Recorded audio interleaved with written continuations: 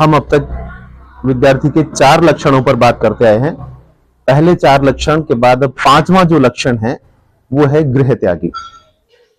गृह त्यागी का मतलब घर को त्यागने वाला, यानी विद्यार्थी से अपेक्षा होती है कि वो अपने घर को छोड़ करके दूर अध्ययन करे।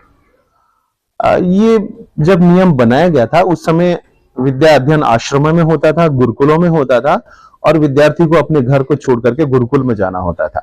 अब चूंकि आज गुरुकुल नहीं है, हाँ उसका बदला हुआ रूप हॉस्टल जरूर है, लेकिन वो परंपरा उस तरह से नहीं है कि आज विद्यार्थी को विद्या अध्ययन के लिए बाहर जाना ही होगा। आज विद्यार्थी घर पे रहकर भी अपने एक लाइब्रेरी में जाकर के भी विद्या का अध्ययन कर सकता है। तो अब इसकी नए दृष्टि से जो परिभाषा समझने की है वो ये है कि गृह का मतलब है आराम, कंफर्ट जोन। मतलब यदि विद्यार्थी अपने आराम में है, घर पर है और कंफर्ट में है, तो उसकी सीखने में बाधा पहुंचेगी। तो विद्यार्थी से अपेक्षा हमेशा की जाती रही है विद्या अध्ययन कराने वाले शिक्षक से भी कि वह अपने आराम को त्याग दे, यानी उसके लिए आराम त्याज्य है। तो एक विद्यार्थी विद्या अध्ययन करते समय अपने कंफर्ट जोन में कैसे बने रह सकता है?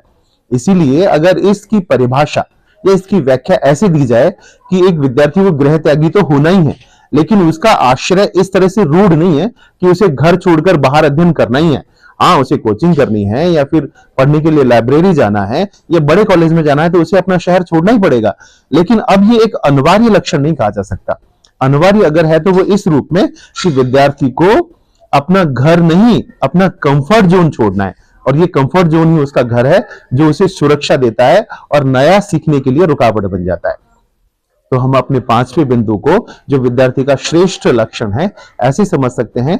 गृह त्यागी मतलब अपने आराम को त्यागने वाला, आराम उसके लिए त्याज्य है। आपने और हमने इन 5 जो विद्यार्थी के श्रेष्ठ विद्यार्थी के लक्षण है इनकी यात्रा की। आप इसमें बने रहें। आप सबका बहुत बहुत धन्यवाद। यहां मेरे सभी आदरणीय शिक्षक साथी और मेरे प्यारे विद्यार्थी, उन सबसे ये मेरा अनुरोध है कि सीखने सिखाने की यात्रा बहुत लंबी है।